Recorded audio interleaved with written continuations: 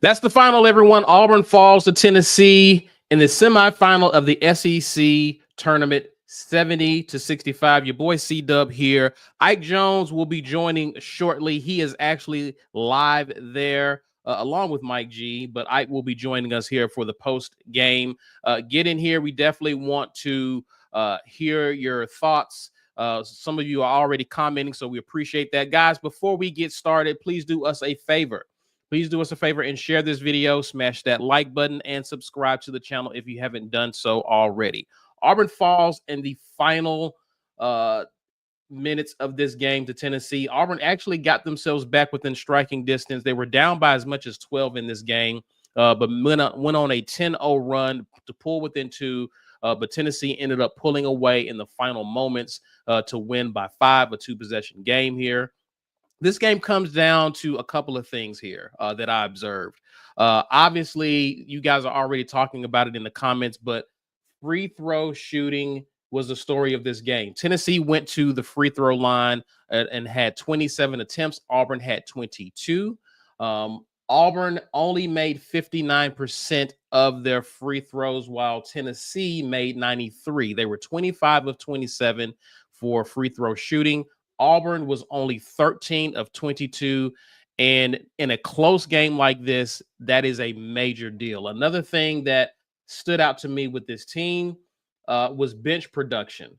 I think Tennessee had, I'll look up the total numbers here, but I think Auburn only had 3 points coming off the bench compared to Tennessee had, I think, nearly 20 points. I'll confirm that. But bench production was not good in this game. Tahad Pettiford struggled mightily in this game. And I think as a result of that, in a game this close, obviously, Janai Broome, we'll talk about his production in a minute. The starters played a relatively good game, but you need bench production. And Tennessee got theirs. Auburn did not. Those two things, in my opinion, played a major factor in this game. And I know fouling has been a bit of an issue as well. There was some really ridiculous fouls that we saw from Auburn that helped Tennessee put Auburn in a bonus and put Tennessee ultimately on the line. Let's go through and run through a couple of stats before we get into you guys' comments. Janai Broome led the team in point production here. Janai had 23.7 rebounds, 1 assist. Obviously, one of the things with Janai Broome is that he struggled mightily at the free throw line, but he was Auburn's leading scorer here. Miles Kelly was the second leading scorer with 13 points, 5 of 11 shooting, 2 assists. Dylan Cardwell actually had 7 points here, 5 boards. Chad Baker-Mazar had 9 points, 3 rebounds, 3 assists on 4 of 9 shooting.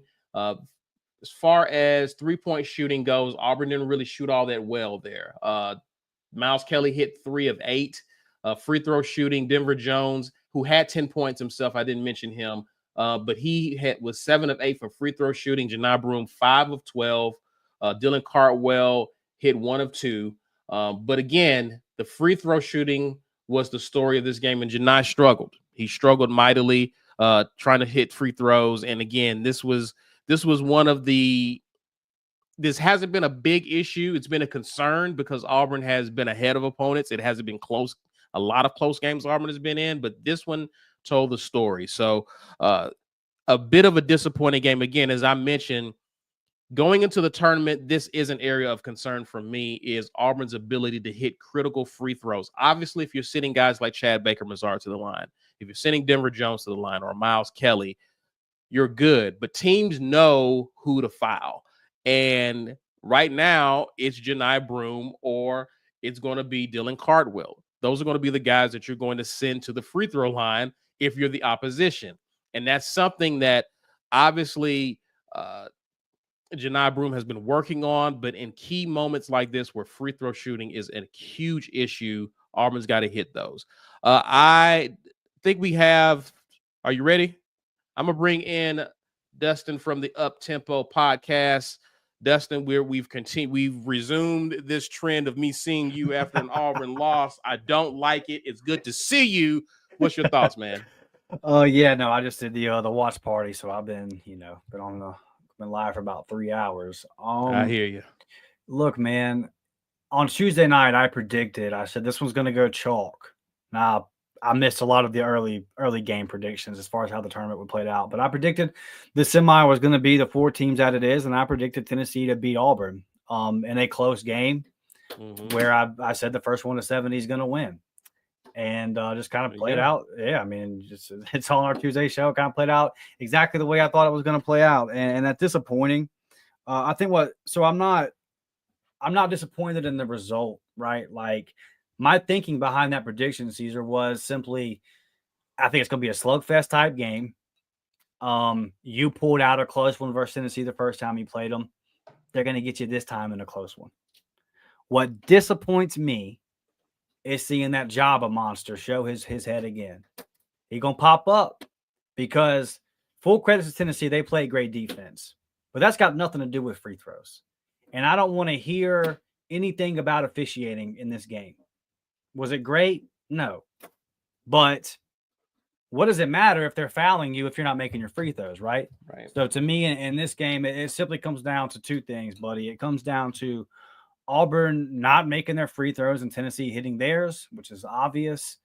And it's starting to feel like a similar situation. And I hope we don't get there, but it's starting to feel like a similar situation last year where your freshman point guard is fading down the stretch. Yeah. And if you're getting nothing from him in these kind of games, you will not win. So lack of point guard depth at this point because you missed on JP Pegues. Tahad gives you 0 today. You just can't have that from him and expect to win the game. So, yeah, man, just tough. I thought we were going to shoot a low percentage from the field because that's what Tennessee does to you. That doesn't make me mad. I didn't expect Auburn to win this game. That doesn't make me mad. It doesn't change my feelings for Auburn's ability to make a Final Four national championship run. What does is watching the performance of the free throw line today. Yeah. Because now I have to say, oh, we're back on this again. Yeah. We're back on this again. Because now the games are important, right? Because now it's March. So you come to where you have to hit some free throws versus South Carolina in the middle of the SEC season and you hit them. Cool.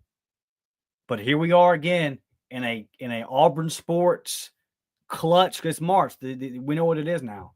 In a clutch big game scenario, and Auburn kind of beats itself again. And we're gonna have to get over that trend, man. And this, you can go back to the Yale game of missing the free throws. I can go all the way back to Virginia did double dribble, but Jared Harper missed a pretty important free throw before that would have made that game look a little bit different too. Auburn basketball, just inability to hit free throws in big time national games. It continues to be a thing, and it can't be. I mean, you see it. It's the difference in the game today. You knew it was going to be a slugfest.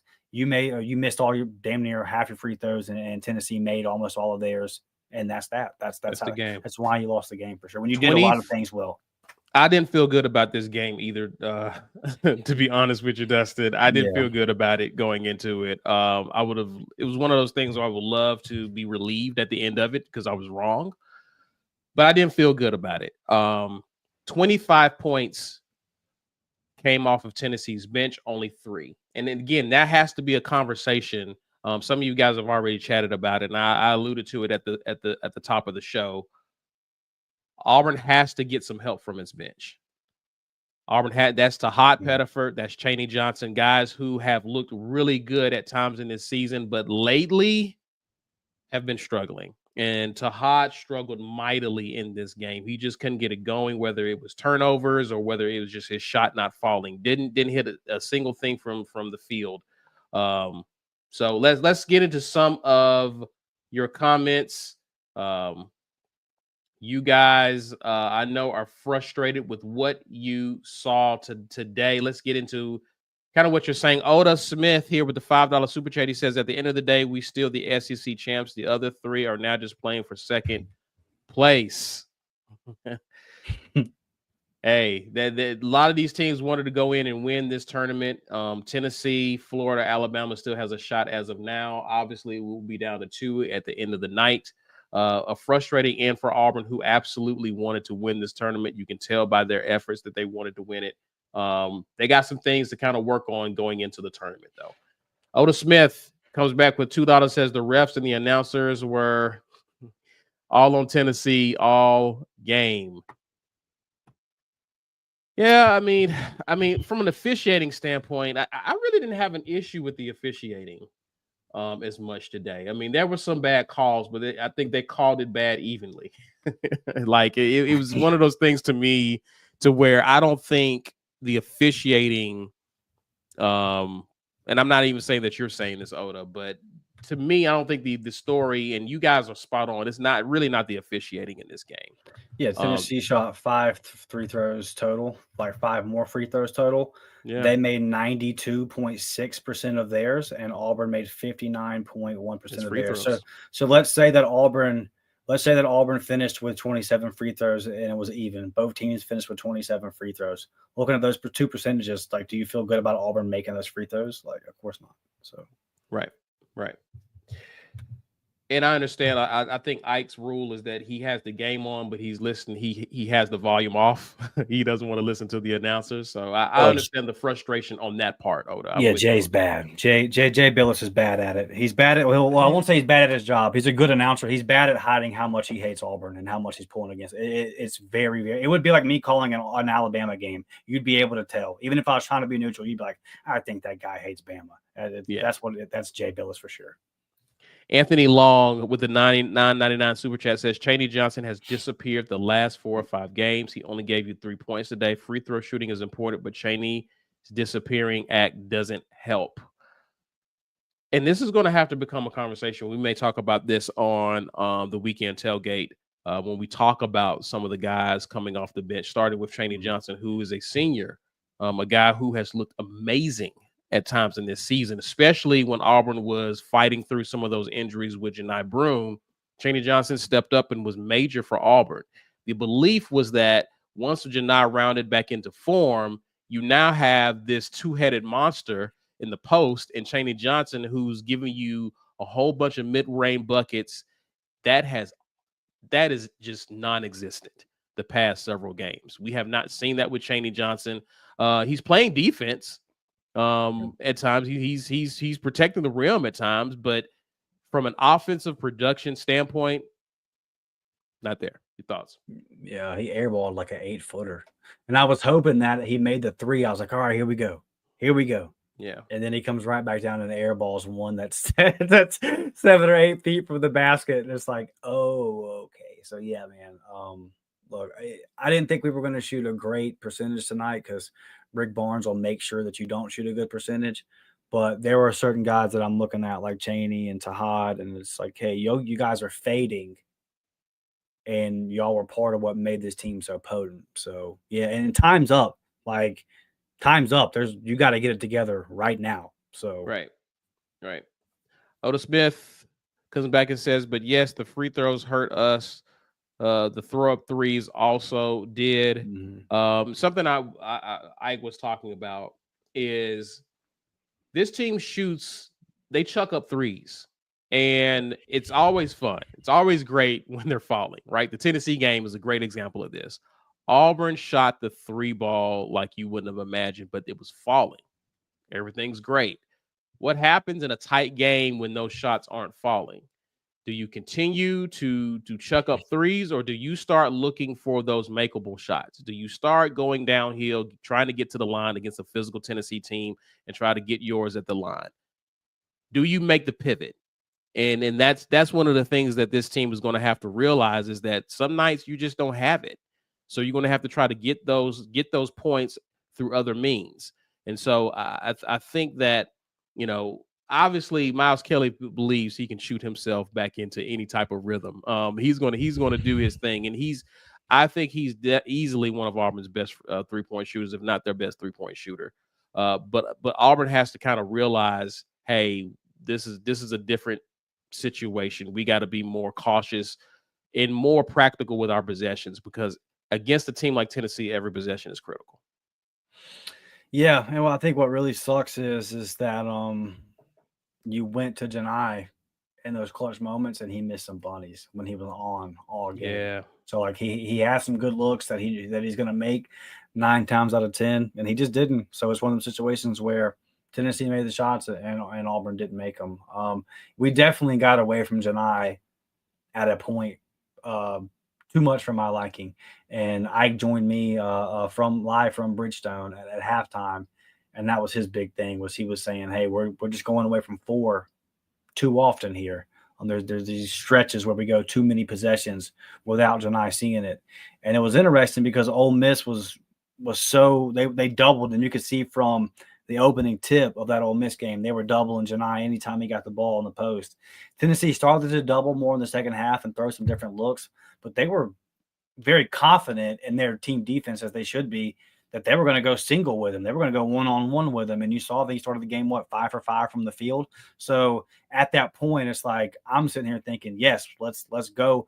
And to me, with the 3-pointers, I like to see them coming from inside out, right? Which is how basketball just used to be played. And now it's kind of played the opposite way with analytics. It's and all outside that. in almost now.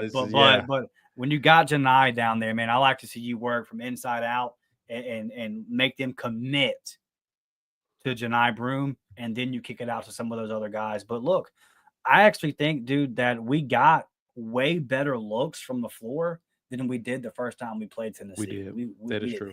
We didn't hit them. We didn't make the open shots. I mean, we had several good looks from the mid-range and from the 3-point line that we just didn't make today. Yeah. And again, that's where Auburn has to understand, okay, this isn't falling. They're trying to run us off the 3. A lot of us can get to the basket. Tahad has an amazing floater, right? Denver, now a great example of this is what we've seen Denver Jones do. Denver understands this really well. He knows how to drive, put his head down, get to the basket, try to hit a mid-range, get a foul, go to the line. Denver did this a few times. I think we have to understand that when those shots aren't falling, we got to be able to get points another way. All righty. Let's see here. What we got left? Yeah. Oda Smith says, okay, well, I think we already got that one. Oda Smith says ESPN's hates Auburn in basketball, football, doesn't understand why. Hey, man, you can hate us. It's okay. I can do a whole show on that topic. I think it's got a little bit to do with the team in Tuscaloosa, buddy. Yeah. D-Lev says, when you're a number 1 seed, the conference tournament is worthless, in my opinion. We got out of there healthy, so that is a big win. Now let's focus on the big dance. Auburn did get out of this tournament healthy. Great point. But I think here there are some glaring concerns now. I think when Auburn was losing a couple of games, those concerns didn't really bother me because you had time to clean them up, right? Some of the things that we're complaining about, they didn't just start rearing their ugly head, Dustin. We haven't really been shooting great from the free throw line as a team pretty much all season long. You have amazing good free throw shooters on this team like Chad Baker-Mazara and Denver Jones and those guys. But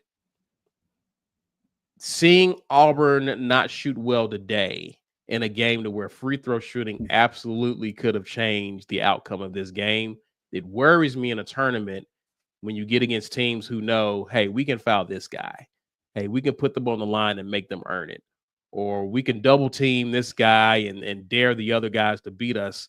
Something that they've been doing all year is beating teams without Janai. These guys got to do that in these critical moments. And so those things make me, those things give me concern, but I do agree with you, D-Lev. Auburn got out of there healthy. Auburn will be a number 1 seed. Remains to be seen if they're the overall number 1 seed, but they will be a number 1 seed. I expect them to be in Lexington. So those are all positives to your point for Auburn. For sure. All righty. Ben Bloodworth says, shout out to Dustin. This is some love for you for battling power outages and sabotaging felines to give us an awesome watch party, War Eagle, anyway. Props to you, sir. Yeah, man. Power went out. It's getting pretty windy up here at this point. Cats were pulling out mic cords and all kind of stuff, but we powered through. Cats are no longer allowed to be in the room with watching the game. I thought that bringing in the orange cat was going to be good luck. Good luck. Far from it. Game change right then. So he's no longer Bolts. He's That out. was a bad omen. That was a bad omen, Dustin. Yeah, he won't be back. Otis Smith says this team had a brutal non-conference schedule and one hell of a conference slate. They tired balls. Can't expect them to beat 7 out of the top 10 teams and be fresh. Yeah, I mean, this team is definitely battle tested. And I think they have what it takes to go far in this tournament. How far is totally up to them and how they handle these moments. Similar moments. This was a great tournament. And this is kind of why you want to see Auburn do well in this tournament, is because this is as close to what you're going to see in the NCAA tournament. You're going to have some tough games like this, and you want to see this team be able to will themselves to a victory. So Auburn played well for the most part. Obviously, there's some things that will beat you that Auburn needs to address. Hopefully, they get those things corrected, but we'll see. I mean, see, look at the last 3 teams Auburn's played. I mean, like Ole Miss is what the easiest team out of those, and what are they going to be, a 7 or 8 seed at the lowest in the tournament? Correct. Like this is so the point I was making on the live stream was that first round matchup versus that 16 seed, that might be the easiest game. The first game of the tournament might be the easiest game Auburn's seen in a month and a half. Probably seen since non-conference schedule. Like for real, bro. So I mean, I don't want to overlook anybody, and I understand that we lost to Yale in the first round last year and everything that goes into that. But it's like, man, when I look at the schedule that Auburn's played, it's like, well, that 16 seed, maybe that's a game where some of these guys can catch fire. Like maybe Tahad can get back going and find a shot. Maybe Chaney can find his way. Maybe even, we haven't seen the bracket yet, obviously, but maybe even that second round matchup is not as difficult as matchup as Tennessee or Alabama. Like this has been crazy. This has been a crazy. It's been brutal. So brutal. Like, to be fair, it has been brutal. I know we're 1-3 in the last 4, but I would argue that, I mean, you lost the Bama game in OT on the buzzer, so it's not like you played bad basketball. Right. And I don't think you played bad basketball today. You did a couple of things really bad that cost you the game, but you didn't play bad basketball. You lost a close game to a really good team, to a team that's a top 3 or 4 seed, being conservative there. Tennessee's probably going to be higher than that. It's probably going to be a 2. Yeah, for sure. Like it's been a brutal stretch, man. We got to take that into consideration for sure. And we've played well. I mean, we've got our ass kicked twice this year, so we played well in these tough games. That is a good point. Jamal Pye says, "Let's stop with the we need to lose one to wake up. We still sleep 3 weeks later." No, talking about this needs to wake the team up. I mean, to your point, you kind of addressed that. Like this has been a tough slate for Auburn. This has been a ridiculously tough, historically difficult stretch for any team trying to get out of the SEC. And Auburn has still one of the fewest losses in the conference. So it's impressive what Auburn has been able to achieve. Nina has switched her attention and said, "Go Gators." They're gonna win. They're gonna win the whole thing. This tournament. Yeah. We'll definitely. I think they're built to definitely win it. Oda Smith says, and I think that will benefit us in the madness in the actual big dance. I think it will too. I think it exposed some things about your team, and there's some things that you have the ability to clean up. But we will definitely see. Well, here's what I'm hoping for. See, Bruce Pearl has always been really good at playing the underdog role, and Auburn's been the number 1 team the majority of the year. So it's kind of a tough. You got to kind of Kirby Smart it at that point. Nobody believes in you when you're number 1 in the country. Is a tough sell. But I bet that over this next 42 to 72 or 48 to 72 hours, there's going to be plenty of clips of people actually doubting Auburn, saying now they've been exposed. Now they've lost 3 of their last 4. Blah blah blah. So like maybe Bruce is going to have some ammo now to say, hey, you know what? You just had one of the best regular seasons in college basketball history, and they still don't believe in you. And so maybe it will be give these guys like they're pissed off. They tried hard versus A&M. Obviously, they tried hard versus Bama. It's not an effort thing. They gave it everything they had today. I think you're going to see a really focused group in the big dance. All right. Let's see here. Benji says, if we made 93% of our free throws like Tennessee, we would have won. Everyone shoots 50 free throws before they go home. Yeah, I'm pretty sure they're going to be shooting a lot of free throws over the next few days. mean, Lisa Wise says also our turnovers, our lazy passes, and crazy pass attempts causes long non-scoring runs. Yeah, yeah, that's definitely has been an issue at times, especially when Broom is out, because you can always drop the pass down to Broom, kind of almost level set everything, reset the game, work play into your strengths. You see a lot of this when Broom is out resting. And guys in the perimeter are trying to make plays. That happens a lot. Bingo says, I'm pumped for Auburn to go far in March Madness. Want to see Dylan play beast mode and rebounding. And Tatiana says, 2 words, free throws. That's been a story of the game. That's been definitely the story of the game. Auburn was out rebounding this game too, Dustin, 35-27. Yeah, and was up kind of big in that stat. I checked on it. Maybe it was halftime, but at some point we checked in on it on the live stream, and Auburn was up. So at some point, a lot happened there. So there's a lot to unpack. But yeah, at some point Tennessee started to take over on the glass, and that definitely hurt us too. Final thoughts on this game going into the big dance. We're here, Dustin. It's go time. It's go time, man. It's go time. I've said it all year. Because of the way that last year ended, I'm gonna enjoy the ride. But I said before the season, Auburn's gonna win 25 plus games. I didn't know it was gonna be this great of a year with the schedule that we had. But when I saw Bruce Pearl putting together this non-conference schedule that he put together, I said, okay, BP knows he has a squad. So it's been a fun ride. But because of the way things ended versus last year, this is the moment that I've been waiting on. For me, like I've just been waiting on this. It's been fun. There's been great wins. Blah, blah, blah. It's all been cool. Now's the time, because you had no business going out in the first round last year. You just didn't. Now, if you would have ran into UConn in the Sweet 16 and got right there, it is what it is. Would have been no shame in that. Would have called it a great year. But you've been the best team all season long in the regular season, and make no mistake about it.